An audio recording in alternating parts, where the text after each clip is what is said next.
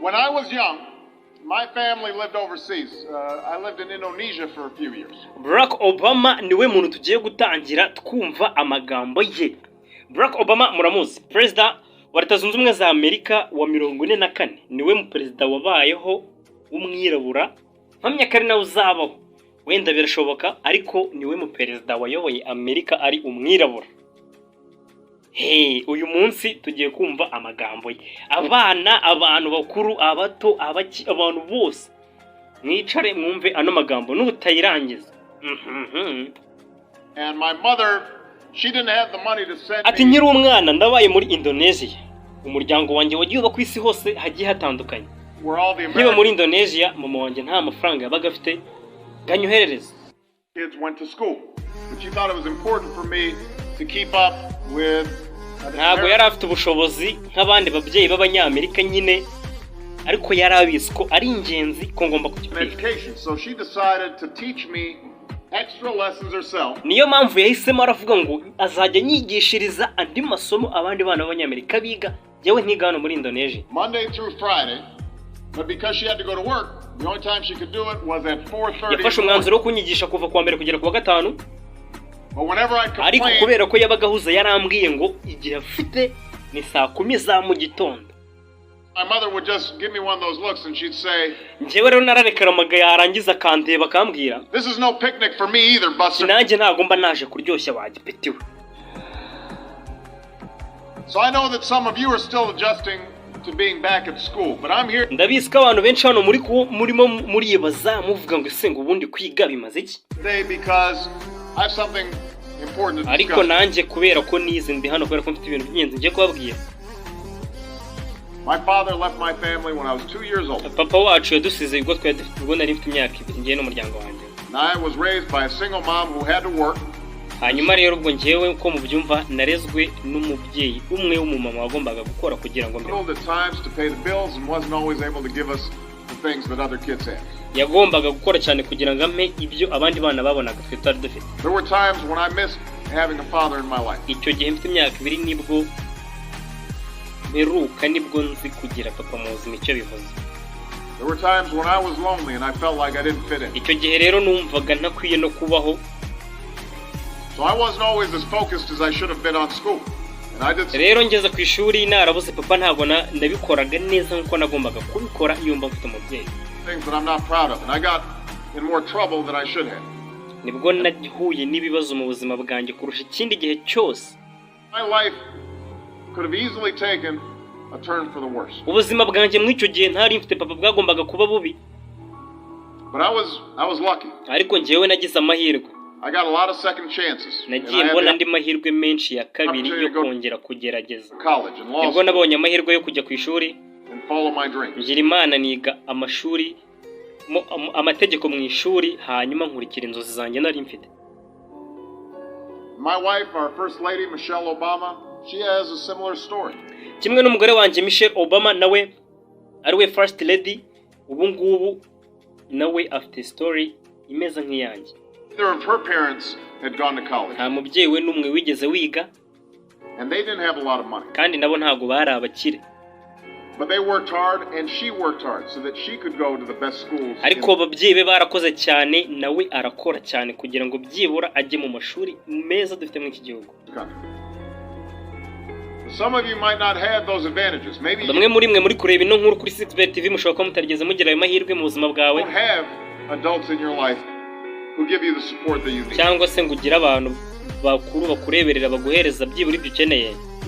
Maybe someone in your family has lost their job. Yashoboka ko ari n'umwe mu muryango wawe wabuze akazi. Maybe you live in a neighborhood ushobora no kuba utuye n'ahantu utiyumvamo cyangwa udakunze. Or have friends who are pressuring you to do things. Cyangwa se ukaba ufite nk'ikigare ugenderamo abana b'inshuti zawe baguhatiriza gukora ibintu bibi. You know aren't right. Maybe you could be a great writer. Maybe even ikintu nakubwira nuko ushobora kuba umwanditsi mwiza. Enough to write a book. Ushobora kwandika ibinyamakuru. But you might not know it until you write that English paper. Ariko ntago uzamenye ko iyo mpano ifite na rimwe utarigera wandika nk'ikinyamakuru cyangwa urupapuro rwo mu Cyongereza wenda urwandika ururangiza abantu bakubwira ko bishoboye. That English class paper that's assigned to you. Maybe you could be an innovator or an inventor, maybe even good enough to come up with the ushobora next kuba umunyadushya ugakora ibintu bishyashya abantu batigeze babona, wenda niwe ushobora no kuvumbura iPhone nshyashya izaza, iPhone or the new medicine or vaccine, but you might not know it ariko ibyo until bintu you ntabwo ushobora kubimenya mu gihe utaragira nka projet ukora cyangwa nk'agashinga ukora ngo abantu babibone, do your project for your science class. cyangwa se ngo ujoininge nka classe yiga ibintu by'amasiyansi. Ibyo bintu ntabwo wabimenya. Maybe you could be a mayor Ushobora kuba meya or a senator or a cyangwa se ukaba supreme umusenateri cyangwa se ukaba uhagarariye urukiko rukuru rw'ikirenga, justice. But you might not know that until you join student government or the debate team. ariko ibyo bintu ntabwo ushobora kubimenya ko uzabiba utarajoininga byibura ishuri ryiga governance, yiga No matter iby'ubuyobozi. what you want to do with your life, I guarantee that you'll need an Ikintu education. cyose uzakora, ikintu nakubwira nuko uzakenera kwiga, uzakenera education. You want to be a doctor or a Ushobora teacher kuba umudokiteri, ushobora kuba ushaka kuba umwarimu or a police cyangwa officer. se umupolisi, You want to be a nurse or an architect ushobora kuba umushushanyi cyangwa se ukaba umuganga usanzwe, or a member of our ushobora kuba umunyamategeko cyangwa se ukaba umusirikare. military. You're going to need a good education. Aho ngaho ikintu cyose wumva uzaba uri kureba ino video ukeneye kwiga kandi neza. Every single one of those careers. Buri imwe muri izi kariyeri nkubwiye ukeneye kwiga. You cannot drop out of school and just drop into a good job. Ntabwo ushobora kuva mu ishuri ngo ubone akazi keza, ntibibaho. You've got to train for it and work for it. Uba ugomba kubikorera ukabyiga cyangwa se ukabona n'amahugurwa ukabihugurirwa ugakora ibintu Learn for wahuguriwe. it. And this isn't just important for your own life and your own future. Ikindi kintu Obama akomeza avuga ngo, aravuga ngo kandi ibi ngibi ntabwo ari wowe bifitiye akamaro wenyine cyangwa hazaza hawe. Ndagira ngo wumve amagambo. Of your education will decide nothing less than the future of this Nta country. kindi kintu amashuri yawe wize azamara uretse ahazaza h'iki gihugu. The future of America Inzozi z'Abanyarwanda depends on you. ni wowe zishingiyeho uri kureba ino video. What you're learning in school today will determine whether every single one of you, to develop and your skills and your intellect, so you can help us Ikintu all. nakubwira nuko buri muntu wese wicaye hehe ntazi uri kureba ino video, dukeneye ubwenge bwawe uko bungana kose ugomba kubukoresha neza ku buryo uzagira ikintu ufasha kino gihugu. Solve our most difficult problems. Ibibazo duhura nabyo If buri you munsi. don't do that, if you quit on school, you're not just quitting on yourself, you're quitting on your country. Ikintu akomeza avuga Barack Obama, aravuga ngo iyo uvuye mu ishuri ntabwo uba uvuye mu ishuri ku giti cyawe, ahubwo uhemukiye n'igihugu. I know it's not always easy to do well in school. I know a lot of Ati ndabizi ko bikomeye gukora neza ku ishuri, you have challenges in your ndabizi lives ko ushobora kuba ufite ibibazo right now that can make it hard to focus on your schoolwork. bishobora kuba bigukomereye ku buryo kwiga neza bikunanira. I get it. I know what it's like. Ati ndabyumva, nzi uko biba bimeze kuba uwiga nyine ufite ibibazo, But at the end of the day, ariko byibura n'ujya usoza umunsi, the circumstances of your life, what you look like, where you come from, how much money you have, tutitaye ku mafaranga ufite cyangwa aho uturuka cyangwa ibindi bibazo ufite, going on at home, none of that is an excuse for neglecting your ibyo homework, ngibyo byose ntabwo ari ibintu ushobora kwitwaza nk'impamvu zituma udakora neza ku ishuri. for having a bad attitude in school. Kuba witwara nabi ku ishuri, kuba udakora homework zawe baguhaye ku ishuri, That's no excuse for talking back to your teacher or cutting class or ntabwo dropping ibyo out. ngibyo byaba urwitwazo. Kuba usubizanya n'abarimu, kuba uva mu ishuri, ntabwo ibyo byakabaye urwitwazo. There is no excuse for not trying. Ikintu nababwira nuko nta rwitwazo rubaho ushobora gukoresha uvuga ko utagerageje, ngo nakoze kiriya ngo kubera ko ngo iki n'iki. Ibyo bintu ntabwo babikwiye kubaho. Kutagerageza nta rwitwazo bigira.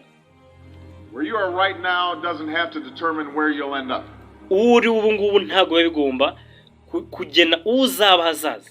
Ntabwo No bikora. one's written your destiny Nta for you. muntu wanditse ahazaza hawe ngo uko hameze niko hameze. Uba ugomba kugerageza. Because here in America, you write your own destiny. Kubera ko hano mu Rwanda wandika ahazaza hawe, niwe uhagena uburyo ukoramo ibintu ukora. You make your own future. Ni wowe wigenera ahazaza hawe. That's what young people like you are doing every day all across America. That's why today I'm calling on each of you to set your own goals for your education. niyo mpamvu nanjye ndahanga ndi kubabwira ko ugomba kugira intego mu bintu byose uri gukora ubusobanura nkanjye ubugira ute Do everything you can. ugomba kugira intego ibintu byose ugomba gukora ugomba kuba warabiteguye. Your goal can be something as simple as doing all your homework. Inshingano zawe zishobora kuba ari ibintu byoroshye nk'uko ushobora gukora homework yawe. Paying attention in class or spending some ukuntu byoroshye ni ukuba ukurikiye mu ishuri each day reading a book. Ugafata umwanya ugasoma ibitabo. Umve ukuntu byoroshye. Maybe you'll decide to get involved in an extracurricular activity or volunteer in your community. Ushobora kuba nk'umuvolonteri muri community utuyemo. Ushobora kwiga indi masomo ku ruhande. You'll decide to stand up for kids who are being teased or bullied. Ushobora gufata umwanzuro ukavuga ngo abana bahohoterwa ku ishuri cy'abanyuzurwa ukabafasha because of who they are or how they look. Bitewe wenda nabo bari bo cyangwa se uburyo bagaragara. Because you believe like I do that all young people deserve a safe environment to study and learn. Kubera ko ibyo bintu abantu babikora n'abantu bizera ko abana batoya baba bakeneye ahantu heza ho kwigira kugira ngo bige neza kandi banabikora. Maybe you'll decide to take better care of yourself so you can be more ready to learn. But whatever you resolve to do, I want you to commit to it. Ikintu rero ushobora kuba ukora cyose atari muri ibyo mvuze atari gusoma ibitabo cyangwa ikintu cyose uzi ko ukora ariko kiri mu nzira nziza ugomba kugikurikiza ukagikomeraho ukagikorera. I know that sometimes you get that sense from TV that you can be rich and successful without any hard work. Ndabizi ko bamwe bajya bareba ibintu kuri televiziyo bakababwira ngo ushobora gukira ngo utakoze. Your ticket to success is through rapping or basketball or bamwe bavuga ngo ushobora kuba umuraperi ushobora gukina basket ugakira ushobora kuba umuntu ukora ibiganiro kuri TV.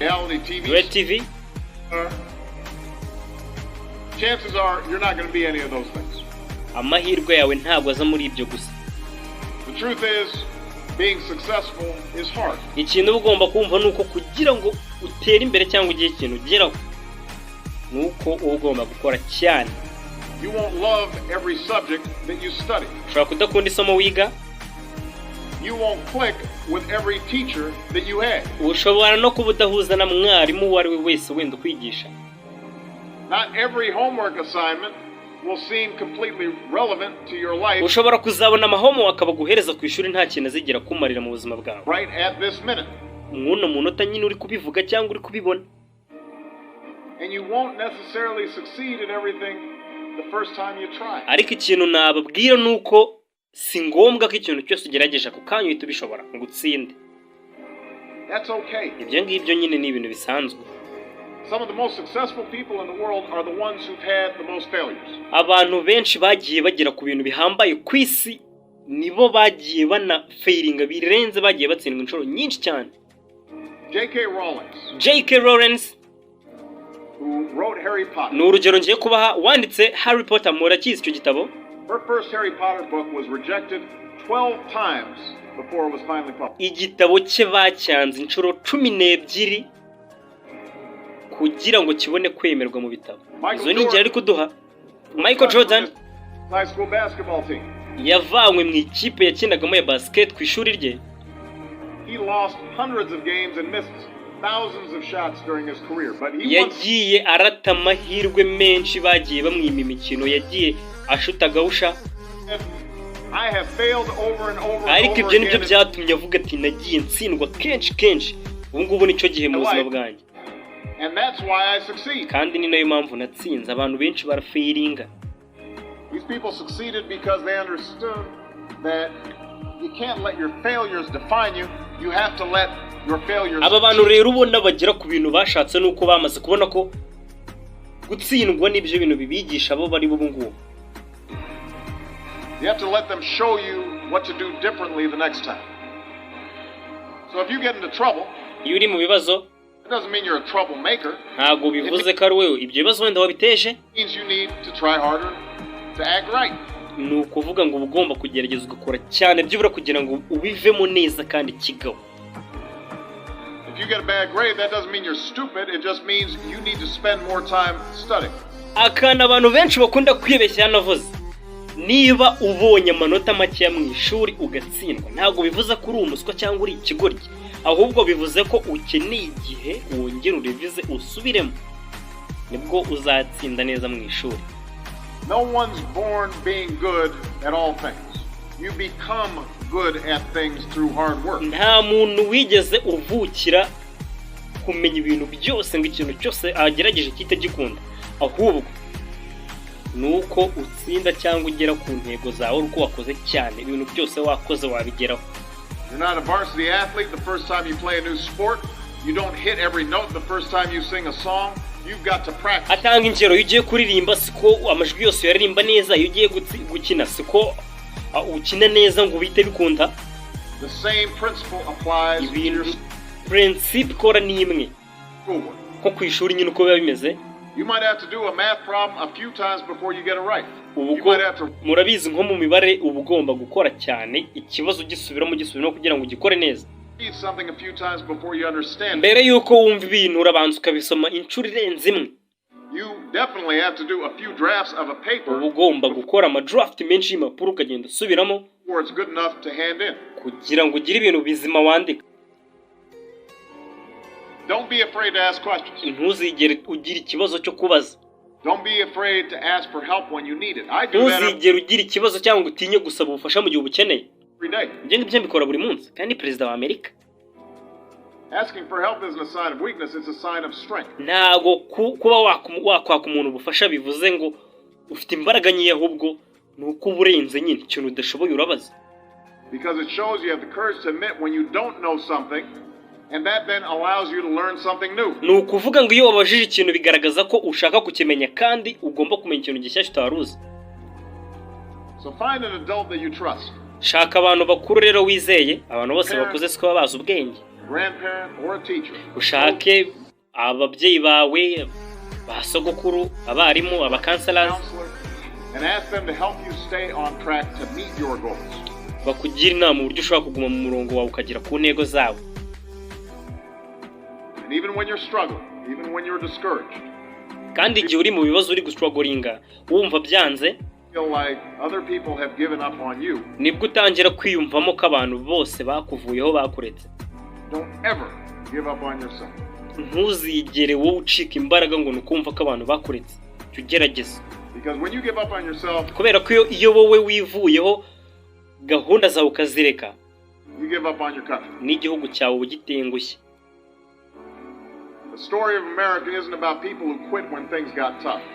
Ikintu cyari nuko amateka y'u Rwanda cyangwa se na Amerika n'ibindi bihugu ntabwo tujye tuva ku bintu cyane abanyarwanda. It's about people who kept going.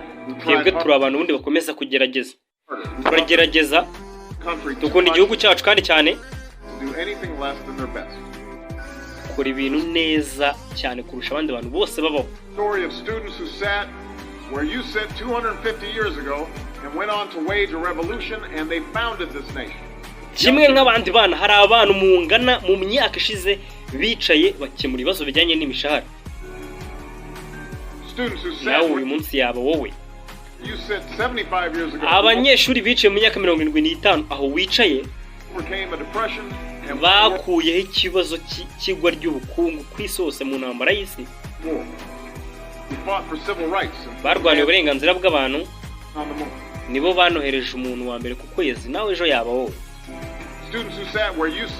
Abanyeshuri bicaye aho ngaho wicaye mu myaka 20 ishize,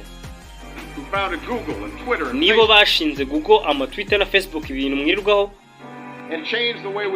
nibo bahinduye uburyo ducommunicatinga abantu, uburyo tuvugana n'abantu. Uyu munsi rero nshaka kubabaza mwese, what's your contribution going to be? Ese wowe ugiye kugira uwuhe musaruro? What problems are you going to solve? Ugiye gukemura ikihe kibazo mu bibazo isi hanganye nabyo? What discoveries will you make? Ese ni iki kintu uzavumbura? Icyo kibazo nawe uri kureba ino video ukibaza. What will a president who comes here in 20 or 50 or 100 years say about what all of you did for this country? Byibuze se mu myaka 150 perezida w'igihugu uzaba uriho azavuga ko mwakoze iki ino generation muriho? Ni iki mufite abantu bazavuga? Your families, your teachers and I are doing everything we can to make sure you have. Nukuvuga ngo rero twebwe imiryango abarimu abayobozi tuba dukora uko dushoboye kose kugira ngo byibura ibintu mukeneye muzabibone. Ibibazo mufite tubishakire ibisubizo.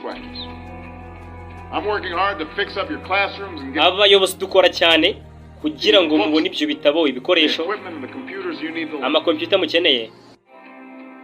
But you've got to do your part too. Ariko namwe mugomba kugira uruhare rwanyu mutanga nk'abantu kandi b'urubyiruko n'imbaraga z'ejo. So I expect all of you to get serious this year. Nta kindi kintu ntekereza rero uretse ko mwese mugiye kuba seriye mu gukora ikintu cyose urimo kavuga ngo ngiye nzasiga iki nagezeho navumbuye iki. I expect you to put your best effort in everything you do. Ikintu cyose ko ugashyiramo imbaraga zawe zose ufite. Hana kujya kwiga ngo ujye kunywa amayoga ngo ujye mu biki. Great things from each of you. Don't let us down. Ntimuzigere rero mudutenguha. Don't let your family down or your country down. Ntimuzigere mutenguha imiryango yanyu cyangwa igihugu cyanyu cyabagira icyizere. Most of all, don't let yourself down. Ikindi kandi namwe nimuzihemukire si igihugu gusa namwe nimuzigere mwitenguha. Make us all proud. Mudutera ishema. Mwakoze cyane aya magambo yego andekera aha nta kintu mfite cyo kuvuga. Iyi nkuru wayihaye abantu muzira. Ciao, yari Barack Obama ku magambo ye meza cyane yatubwiraga kuri 6 TV. Ntiwigire gukora subscribe, like and comment. Share yo mu